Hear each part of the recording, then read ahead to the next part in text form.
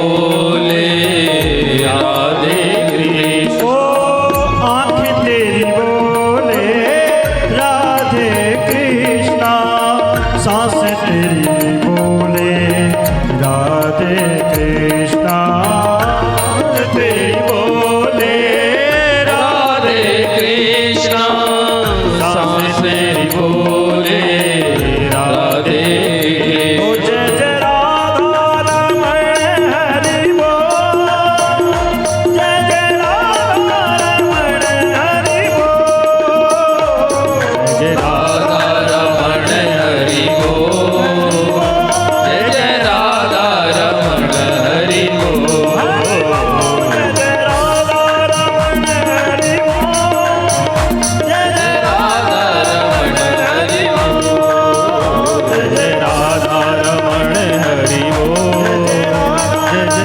हरि बोल, जय जय राधा रमण हरि बोल, जय जय राधा रमण हरि बोल, हरि बोल हरि बोल हरि बोल हरि बोल हरि बोल हरि बोल हरि बोल हरि बोल हरि बोल हरि बोल हरि बोल हरि बोल हरि बोल हरि बोल हरि बोल हरि बोल हरि बोल हरि हरि बोल हरि बोल हरि हरि बोल बोल हरि बोल हरि बोल हरि बोल हरि बोल हरि बोल हरि बोल हरि बोल हरि बोल हरि बोल हरि बोल हरि बोल हरि बोल हरि बोल हरि बोल हरि बोल हरि बोल हरि बोल हरि बोल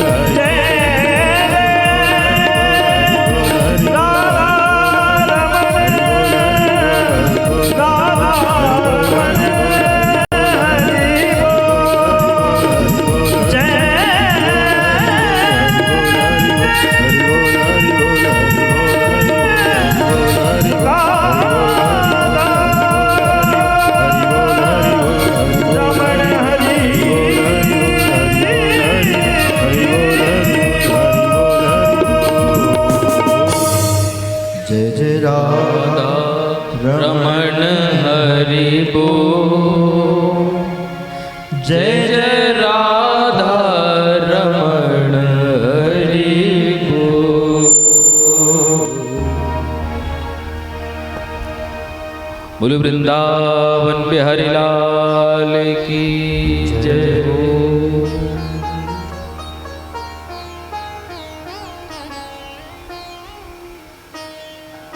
कल के कथा प्रसंग में श्रीमद् भागवत के महात्म्य की कथा को हमने श्रवण किया।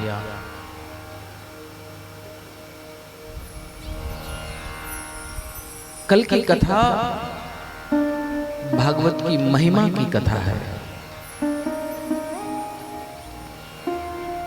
जब तक हमें किसी की महिमा के बारे में पता ना हो कि कौन कैसा है, तब तक उसके प्रति प्रेम तो होगा ही नहीं।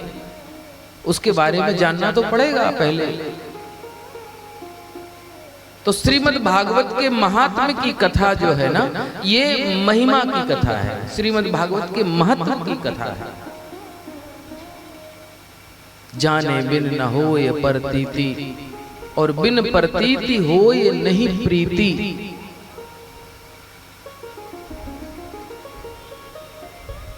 जब तक हम उनको जानेंगे नहीं। अच्छा, हम लोग कथाएं सुनते ही क्यों हैं आखिर? कथा सुनने का ये हम सब लोग ये कथा कराते हैं, कथा करते हैं, कथा सुनते हैं, इसकी आवश्यकता क्यों है? कथा की आवश्यकता इसलिए है, प्राणी मात्र का, खासतौर से मनुष्य का एकमात्र उद्देश्य है कि उसको भगवत प्राप्ति हो जाए, भगवान के चरणों में प्रेम हो जाए। और जब देह से प्राण छूटे तो उस समय भगवत चिंतन होना चाहिए, भगवान की याद आनी चाहिए। जब प्राण जावे, देहांत काले तुम सामने हो, मुरली बजाते मन को रिझाते, यह गीत गाते में तन नाथ त्यागो, हे नाथ नारायण वासुदेव। देह से प्राण निकल रहे हो प्रभु, और आपकी छवि हमारे मन में बस जावे। यदि छवि ना भी बसे तो कम से कम मुख से आपका नाम ही निकल जावे।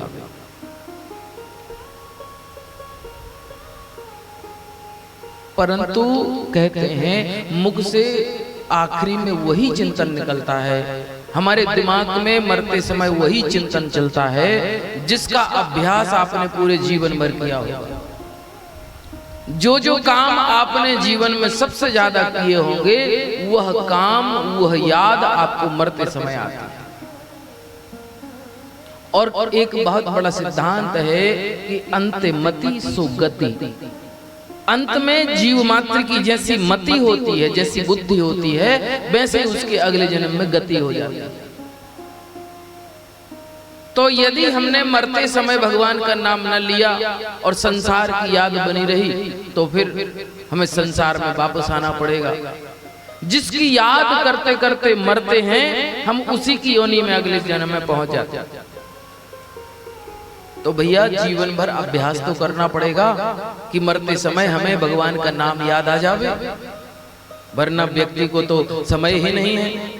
और संसार का काम प्राइमरी है और भगवान सेकेंडरी में आते हैं। सब काम से निपटने के बाद सोचते हैं कि चलो कुछ धर्म पुण्य भी कर लिया जाए।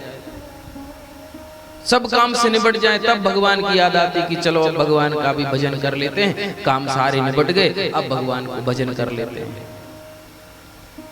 अगर ऐसा ही रहा तो फिर अगर हमने भगवान को सेकेंडरी में रख दिया तो फिर ये यथा माम प्रपद्यन्ते गीता में कह रहे हैं, जो तुम मुझे जिस तरह से भजते हो हम भी तुम्हें उसी तरह भजते हैं, उसी तरह तुम्हें याद रखते हैं। अगर तुम मेरे लिए फॉर्मेलिटी करते हो, औपचारिकता करते हो, तो फिर मैं भी तुम्हारे लिए वही करता हूँ, औपचारिकता ही करता हूँ। तो भगवान कहते निर्मल मन जन सो मोहि पावा, मोह कपट छल छिद्र न भावा। कपट छल छिद्र उनको बिल्कुल पसंद नहीं। तो ये जो हम कथा सुनते हैं, कथा सुनने का मतलब है कि हम जिसकी कथा सुनते हैं, जिसकी याद करते हैं, जिसकी चर्चा सुनते हैं, जिसकी स्टोरी सुनते हैं, उसके बारे में हमें ज्यादा से ज्यादा ज्ञान होने लगता है। और यदि उसमें कोई विशिष्ट हीरो है, यदि उस कहानी का कोई पात्र विशेष है तो उसके प्रति हमें आसक्ति होने लगती है, उसके प्रति हमें प्रेम होने लगता है। और वो सुनने से ही होगा। और जब तक सुनेंगे नहीं तब तक कैसे कल्याण होगा। सुनेंगे तो हमें फिर उनसे प्रेम हो जाएगा। और भगवान से प्रेम करने का एकमात्र उपाय है कि वह कथा सुने। जितनी ज्यादा कथा सुनेगा उतना भगवान के बारे में जानेगा, और जितना भगवान के बारे में जानेगा उतना ही भगवान से उसको प्रेम हो जाएगा।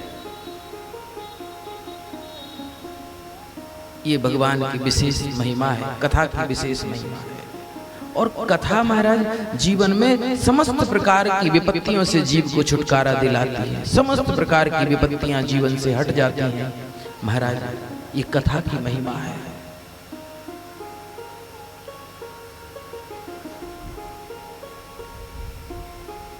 एक बात आपने सुनी होगी, श्री सीता जी अशोक वाटिका में रहती है। रावण जब हरण करके ले गया तो अशोक वाटिका में उनको रख दिया,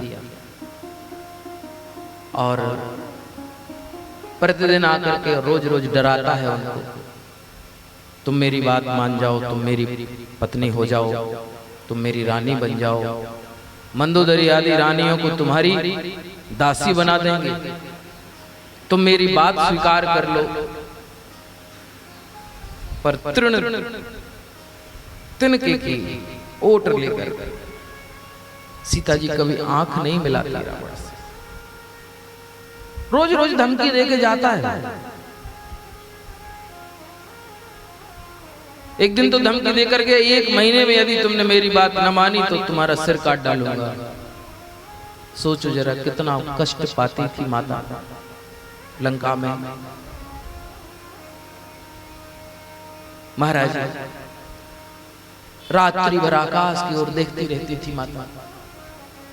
आकाश में जो तारागण टूटते थे ना, उन तारों को टूटते हुए देखती माता और कहती, इतने सारे तारे टूटते हैं, धरती पर एक भी तारा नहीं आता है। काश वो तारा यहां गिर जावे और हम मर जावे उस तारे के गिरने से। तो ये जो रघुवर के प्रति जो विरह का, रघुवर के विरह में जो हमारे मन में पीड़ा है, कम से कम वो पीड़ा तो नहीं होगी। रोज रोज याद करती है, रोज रोज। एक दिन हनुमान जी महाराज पहुंच गए वहां। शोक जैसा का तैसा बना रहा उनका। हनुमान जी ने पेड़ से मुद्रिका जो राम जी ने निशानी के तौर पे भेजी थी वो गिराई, मुद्री को उठाया, उठा करके देखा, ये मुद्री तो मेरे राम की है, मेरे प्रभु की है, मेरे करुणा निधान की है। ये पहचान गई, परंतु ये माया नगरी है, ये लंका कोई साधारण नहीं है, यहाँ कब क्या हो जाए पता नहीं। ये बात पक्की है कि माया तो ऐसी रची नहीं जाई, माया से ऐसी बनना संभव नहीं है, परंतु क्या भरोसा। मुद्रिका को पहचान करके भी जो है वो उनका शोक समाप्त नहीं हुआ। हनुमान जी उतर करके नीचे आ गए, अपना परिचय दिया, राम दूत में मात जानकी, हे माता मैं राम जी का दूत हूं। इतने पर भी उनका शोक दूर नहीं हुआ। तब कहा, सत्य शपथ करुणा निधान की। ये करुणा निधान जो है ना, ये जानकी जी समझ गई कि उनको करुणा निधान तो सिर्फ मैं ही बोलती थी, क्योंकि राम जी ने उनको पढ़ा के भेजा था कि यदि सीता जी तुम्हें पहचानने से मना कर दें तो उनसे कहना कि तुम्हारे करुणा निधान ने भेजा है, वो पहचान जाएंगे। जैसे करुणा निधान सुना, थोड़ा सा उनको उनके शोक में थोड़ी सी कमी आई। पर महाराज जब हनुमान जी ने देखा कि माता का शोक तो जा ही नहीं रहा है, माता को हम इतना समझा रहे हैं, इनका शोक नहीं जा रहा है, इनका कष्ट नहीं जा रहा है, तो आदे उसे सब कथा सुनाई। राम जी के जन्म से लेकर के आज तक की कथा को सुनाया। और जैसे ही कथा सुनाई, रामचंद्र गुण बरने लागा, सुनते सीता कर दुख भागा। जैसे ही राम जी की कथा सुनाई, कर दुख भागा। दुख गया नहीं, जाता है ना, धीरे धीरे धीरे धीरे जाता है, पर यहाँ तो दुख भाग ही गया, दौड़ लगा करके भागा कि जहाँ राम जी की कथा है वहाँ दुख रह कैसे सकता है। तो ये कथा की जरूरत इसलिए भी है कि हमारे जीवन में जो संसार के नाना प्रकार के दुख हैं, उन दुखों की तत्काल निवृत्ति हो जावे, वो दुख हमारे जीवन से तत्काल पलायन कर जावे, वो दुख हमारे जीवन में रहने न पावे। इसलिए हमें कथाओं की जरूरत है, इसलिए हम यहाँ पर बैठे हैं, जगह जगह पर कथा सुनते हैं। और जितनी हम कथा सुनेंगे उतनी हमें अपने प्रभु के प्रति प्रेम होता चला जाएगा, और जितना उनके प्रति प्रेम होगा हमारे मन में, हम उतने उनके समीप पहुंच जाते हैं। तो कल की कथा, महिमा की कथा, महात्म्य की कथा को आपने श्रवण किया है। श्री सूत जी महाराज सौनकादिक ऋषियों को नैमिषारण्य तीर्थ में बैठ करके बड़ी सुंदर कथा सुना रहे हैं। यहाँ श्रीमद् भागवत का मंगलाचरण। जन्माद्यस्य यतोऽन्वयादितरतः चारथे स्वभिज्ञा स्वराट्, तेने ब्रह्महृदाय आदिकवये मुह्यन्ति यत् सूरया, तेजो वारिमृदां यथा विनिमयो यत्र त्रिसर्गो मृषा। धाम्ना स्वेन सदा निरस्तकुहकं सत्यं परम धीमहि। श्रीमद् भागवत का मंगलाचरण है ये, जिसमें श्री व्यास भगवान ने सबसे पहले श्रीमद् भागवत का मंगलाचरण में किसी देवता विशेष की स्तुति नहीं करी, केवल सत्यम परम धीमहि, सत्य रूप परमात्मा का उन्होंने वंदन किया। आपने कल की कथा में श्रीमद् भागवत का प्रथम श्लोक जब सुना था तो सच्चिदानंद रूपाय, सबसे पहले सत्य के बारे में आपने जाना। सत्य कोई और नहीं, सत्य साक्षात नारायण है, जिनकी आप पूजा करते हो, कराते हो, पंडित जी को बुलाते हो, महाराज सत्यनारायण भगवान की पूजा हो जावे, तो कभी पूर्णिमा पे, तो कभी अमावस्या पे, तो कभी एकादशी पे आप श्री सत्यनारायण भगवान की पूजा करते हो।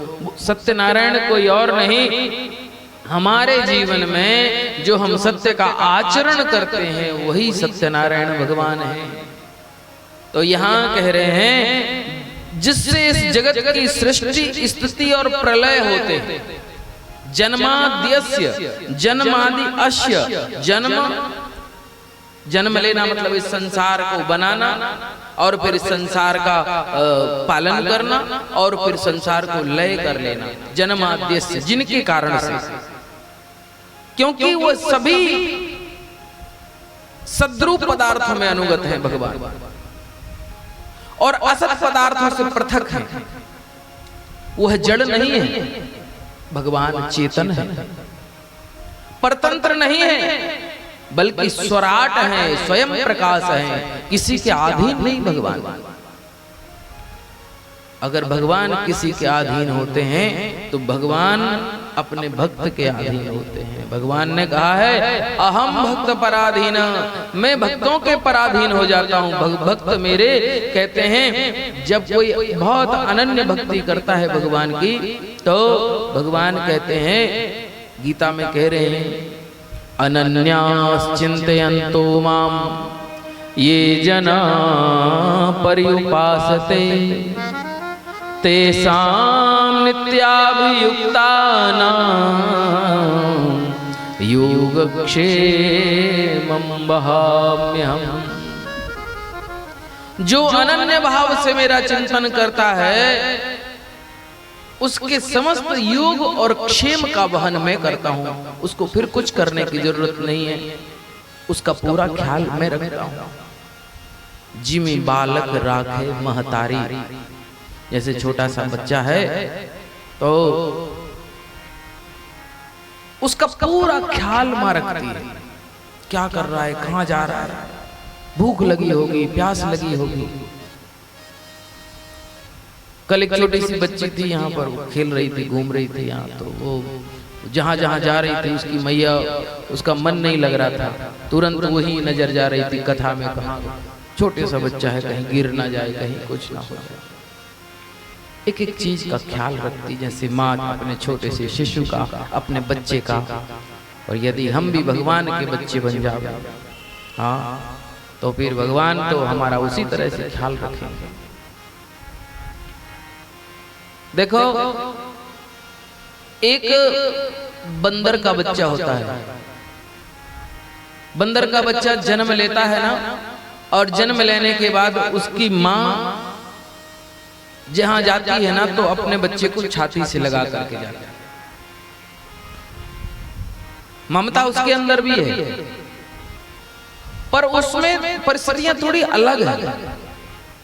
उस बच्चे को उसकी माँ उसको नहीं पकड़ती, उस बच्चे को ही अपनी माँ को पकड़ के रखना पड़ता है बड़ी जोर से। माँ तो अपने भागती रहती है, उछलती रहती है, कूदती रहती है, परंतु बच्चे को बड़ी मजबूती के साथ पकड़ना पड़ता है। एक बिल्ली का बच्चा होता है, बच्चा जन्म लेता है बिल्ली का, तो अब वो स्वयं कहीं नहीं जा पा रहा है तो उसकी माँ बिल्ली अपने बच्चे को मुंह में दबाती है, दांतों से दबा करके, और एक स्थान से दूसरे स्थान पर ले जाती है। उन्हीं दांतों से वो चूहे को भी पकड़ती है और 1 मिनट में गोविंदाय नमो नमः कर देती है चूहे का। और उन्हीं दांतों से वो अपने पुत्र को भी पकड़ती है और उछलती रहती है, कूदती रहती है, लेकिन उसके बच्चे को जरा भी चोट नहीं आती, जरा भी उसको तकलीफ नहीं होती, जरा भी उसको परेशानी नहीं आती।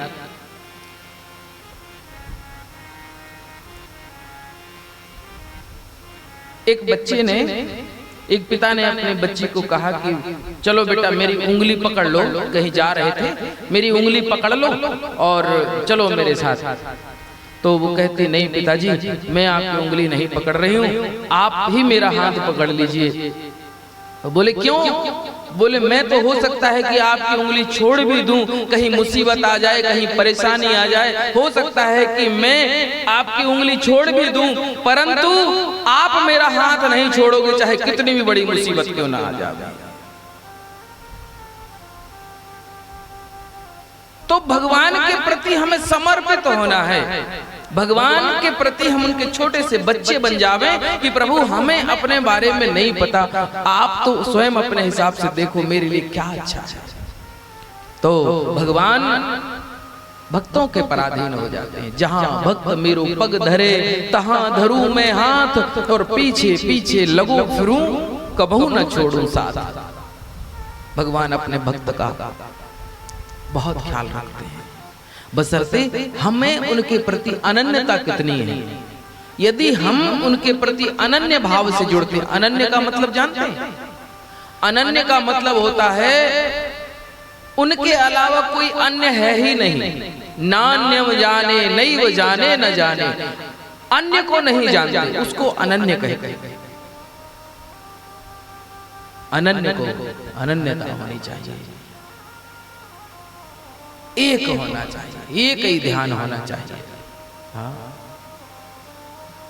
एक छोटी सी कथा आती है, सत्य घटना है ये। हाँ, श्री बल्लभाचार्य जी महाराज पुष्टि मार्गीय महान संत हुए भारत में, जिनको उनके भक्त महाप्रभु जी के नाम से संबोधित करते थे। श्री गिरिराज जी महाराज के परम भक्त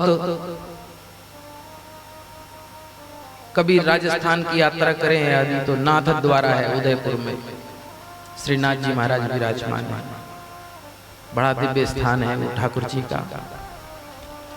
वही बल्लभाचार्य जी महाराज जिनके द्वारा उनकी सेवा हुई। बल्लभाचार्य जी महाराज को महाप्रभु कहते थे और उनके भक्त श्री बल्लभाचार्य जी को पालकी में बिठा करके चला करते थे। एक बार वही महाप्रभु जी बल्लभाचार्य जी महाराज वृंदावन में आए और वृंदावन में उनके भक्त उनको पालकी में बिठा करके ले जा रहे थे और उनको गांव-गांव की यात्रा कराते हुए ले जा रहे थे। तो पहले रोड सड़क मार्ग अच्छे नहीं थे, तो खेतों की मेड़ों के ऊपर से जाना पड़ता था। तो आज उनके भक्त कुछ आगे चल रहे थे और कहते चले जा रहे थे, अरे हट जाओ, दूर हटो भैया, महाप्रभु जी आ रहे हैं, महाप्रभु जी की सवारी आ रही, महाप्रभु जी की पालकी आ रही, हट जाओ हट जाओ हट जाओ। सबको हटाते हुए और कुछ भक्त उनके आगे आगे चल रहे थे। तभी वहीं एक ब्रजवासी बैठ करके घास काट रहा था मेड़ के ऊपर। उसको भी कहा, अरे भैया हट जाओ, महाप्रभु जी की सवारी आ रही है, महाप्रभु जी आ रहे हैं, आप हट जाओ यहाँ से।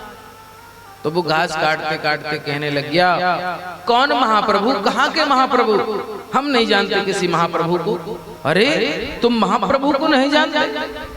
महाप्रभु जी हैं, भगवान के अनन्य भक्त हैं। अच्छा, तो वो अनन्य भक्त होंगे? तो ब्रजवासी ने कहा, मैं भी फनन्य भक्त हूं। अगर वो अनन्य भक्त हैं तो हम फनन्य भक्त हैं।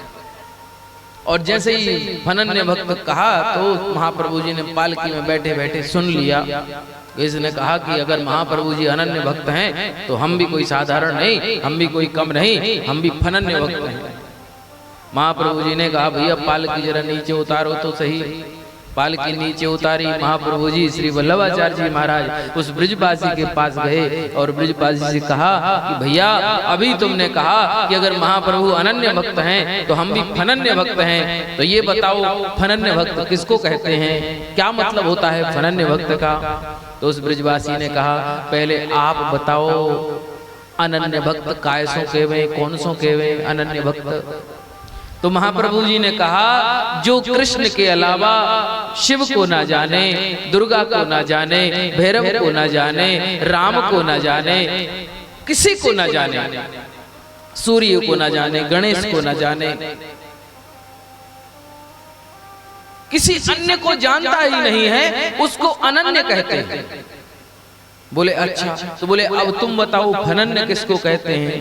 अब ब्रजवासी ने कहा इन्होंने तो इतना बता दिया। अब ब्रजवासी कहता है सुनो महाप्रभु जी, आपने तो इतने नामों गिना दिए, जितने नाम आपने बोले ना इतने नाम, तो हम तो काऊ सारे को नाम भी ना जाने कृष्ण के अलावा, काऊ सारे को नाम ना जाने, जितने तुमने नाम गिनाए मैं तो कन्हैया के अलावा व कारे के अलावा काऊ को नामों ना जानो। या तो तुम अनन्य भक्त तो तुम सो बड़े हम फनन्य भक्त।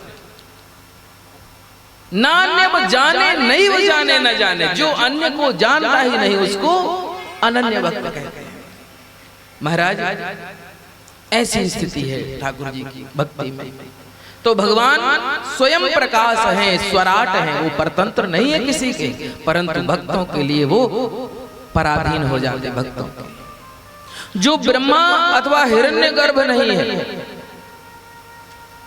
प्रत्युत उन्हें अपने संकल्प से ही जिसने उस वेद ज्ञान का दान कर दिया, जैसे संकल्प मात्र से ब्रह्मा को वेद का पाठ करा दिया हो, वेद का ज्ञान करा दिया हो, जिसके संबंध में बड़े बड़े विद्वान भी मोहित हो जाते हैं। जैसे तेजोमय सूर्य की रश्मियों में, तेजोमय सूर्य की किरणों में कभी कभी हमें जल का भान हो जाता है कि सूर्य की किरणें धरती के ऊपर पड़ रही हैं, तो कभी कभी हमें ऐसा लगता है कि वहां तो पानी भरा हुआ है।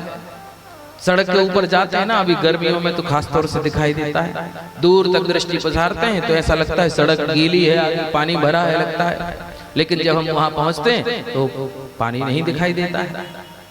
तो उन सूर्य की रश्मियों के कारण कभी कभी हमें स्थल में जल का भान हो जाता है, कभी कभी जल में हमें स्थल का भान हो जाता है। ये भगवान की विश्व मोहिनी माया है। वैसे ही इसमें यह त्रिगुणमयी जागृत, स्वप्न और सुसुप्ति सृष्टि मिथ्या होने पर भी हमें सत्यवत प्रतीत होती है। महाराज जैसे परम पुरुष परमात्मा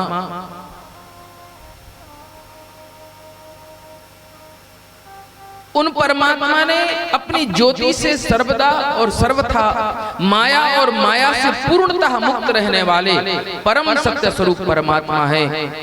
उन सत्य स्वरूप परमात्मा का हम सभी लोग श्री कृष्ण, हम सब लोग उनको वंदन करते हैं, उनका ध्यान करते हैं। सत्यम परम धीमहि, हम उनका भगवान का सत्य रूप परमात्मा का ध्यान करते हैं। ध्यान बड़ी अवस्था है महाराज, नाम जप से भी बड़ी अवस्था है ध्यान की। ध्यान तो उसी का किया जाता है जिसके बारे में आप पूरी तरीके से जान गए हो।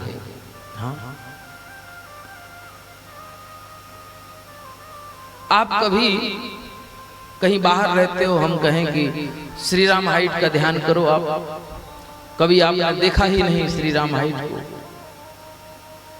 यहाँ इस परिसर को देखा ही नहीं, कभी यहाँ आए ही नहीं। हम आपसे कितना भी कहते रहे कि आप ध्यान करो, तो क्या ये दृश्य आपके ध्यान में आ पाएगा?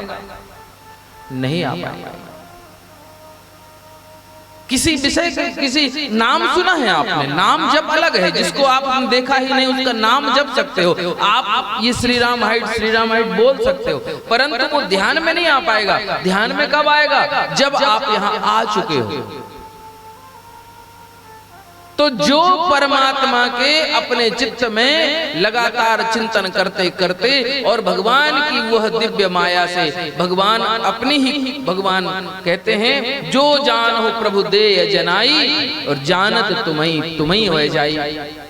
भगवान अपनी कृपा से उस भक्त को दर्शन दे देते हैं, और जिसको भगवान उसके हृदय में आकर दर्शन देते हैं उसका जीवन तो निहाले हो जाता है, आनंद से विभोर हो जाता है, आनंद से भर जाता है।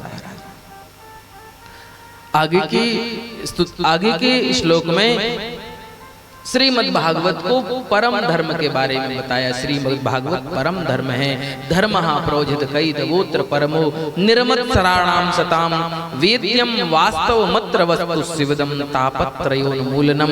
श्रीमद् भागवत की कथा 3 प्रकार के तापों का उन्मूलन करने वाली है। महाराज, ऐसी दिव्य कथा का हमें जीवन में अनुसरण करना चाहिए। और आगे की कथा में श्री सूत जी महाराज यहाँ पर शौनकादिक ऋषियों को दिव्य कथा सुना रहे हैं। श्री सूत जी महाराज शौनकादिक ऋषियों को कहते हैं कि पहले तो शौनक जी महाराज ने सूत जी की बड़ी सुंदर स्तुति करी, उनको प्रणाम किया और कहा, मिसे सूतमासीन मविवाद्य महामतिम कथामृत रसास्वाद कुशला शौनको ब्रवी।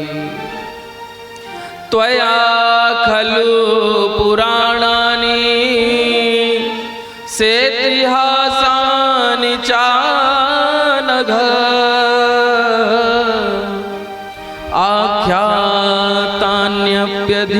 आख्यातान्यप्यधीतानि धर्मशास्त्राण्यन्युत। त्वया खलु पुराणानि सेतिहासानि चानघ। हे अनघ, हे पाप रहित सूत जी महाराज, आप समस्त इतिहास और पुराणों के बड़े विशिष्ट जानकार हैं।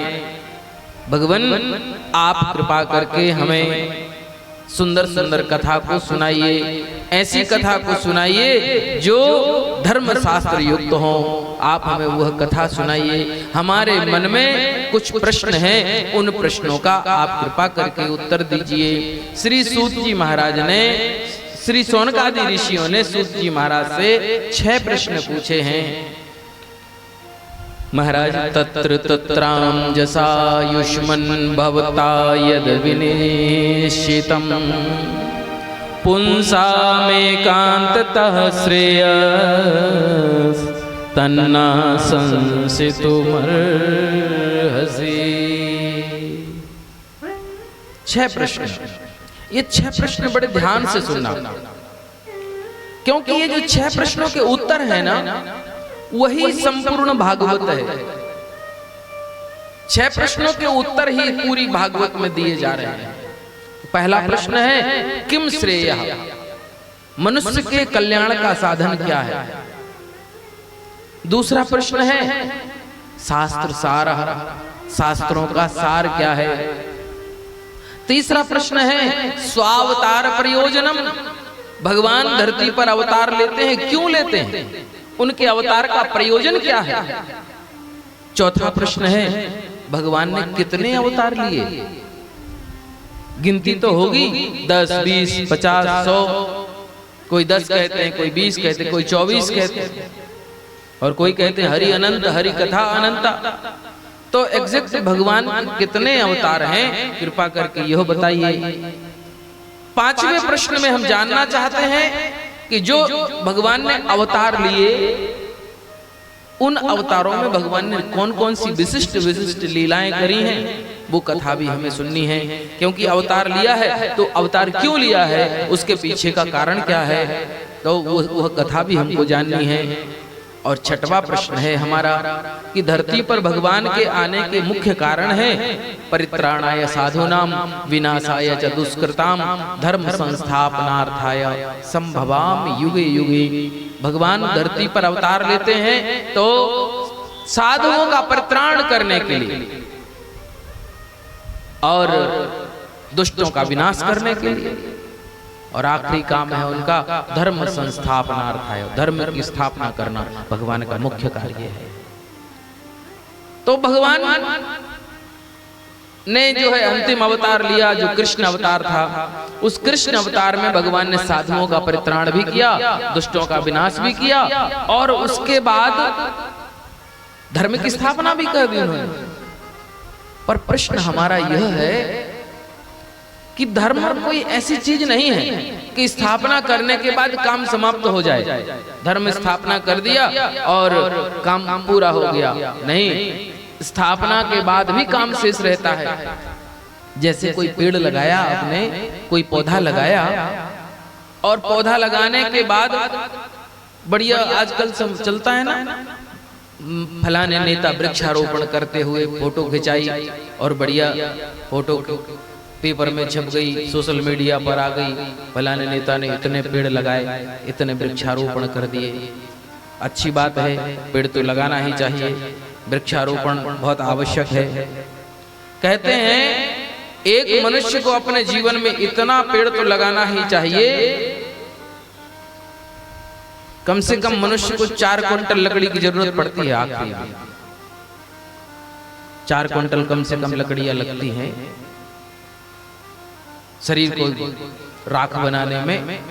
कम से कम इतनी लकड़ी वो स्वयं के लिए व्यवस्था तो करके ही जावे, इतना पेड़ धरती पर लगा देवे कि कम से कम 4 क्विंटल लकड़ी तो हो ही जाए, किसी और की लकड़ी को आपको ना उपयोग करना पड़े। इतना पेड़ तो प्रत्येक व्यक्ति को लगाना ही चाहिए, इतना उपयोग तो होना ही चाहिए। पेड़ लगाने के बाद जिम्मेदारी समाप्त नहीं हो जाती, पेड़ का पालन करना पड़ता है, उस पौधे का पालन करना पड़ता है। समय पर निदाई, गुड़ाई, उसकी छटाई, कटाई, और फिर उसके बाद उसको पानी देना, खाद देना इत्यादि। और जब वह पेड़ बड़ा हो जाता है फिर जाकर के जिम्मेदारी समाप्त होती है। तो उसी तरह धर्म है, भगवान ने धर्म की स्थापना तो कर दी, पर फिर भगवान चले गए स्थापना करके, तो फिर धर्म का पालन किसने किया? प्रश्न हमारा यह है। धर्म कम शरणम गता, धर्म किसकी शरण में गया? धर्म का पालन फिर किसने किया? कृपा करके हमको ये इन प्रश्नों का उत्तर दीजिए। तो महाराज इन प्रश्नों के उत्तर देने से पहले श्री सूत जी महाराज ने अपने गुरुदेव का ध्यान किया है। बोले गुरुदेव भगवान की जय, श्री सुखदेव भगवान की जय। महाराज श्री सूत जी महाराज के गुरुदेव हैं कौन? श्री सूत जी महाराज के गुरुदेव हैं श्री सुखदेव जी महाराज। सुखदेव जी महाराज का ध्यान किया है। आइए हम सब भी अपने अपने गुरुदेव का ध्यान करें। मेरी नाव चाले गुरु के सहारे, मेरी नाव चाले गुरु के सहारे, मेरी नाव चाले गुरु के सहारे, मेरी नाव चाले गुरु के सहारे, मेरी नाव नाव चाले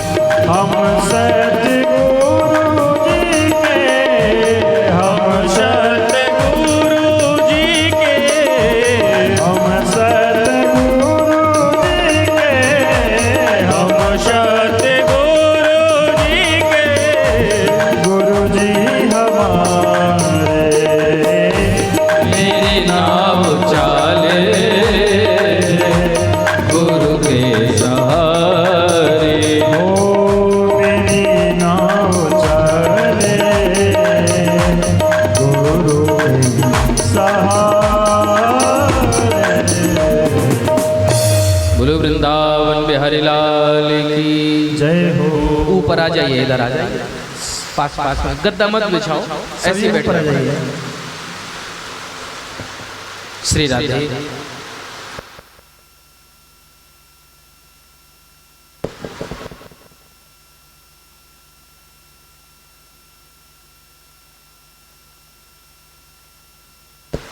आ जाइए, ऊपर आ जाइए, पास पास में बैठ जाइए, सब लोग पास पास में बैठ जाइए। कुछ लोग इस तरफ से आ जाओ, यहाँ बैठ। श्री राधे, श्री राधे, श्री राधे, श्री राधे। जय जय जय जय। बोलो वृंदावन बिहारी लाल की जय हो। थोड़ी सी देर की बात है, अभी ठीक ठीक।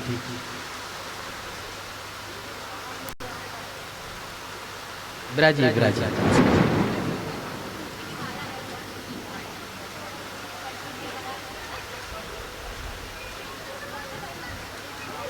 श्री राधे।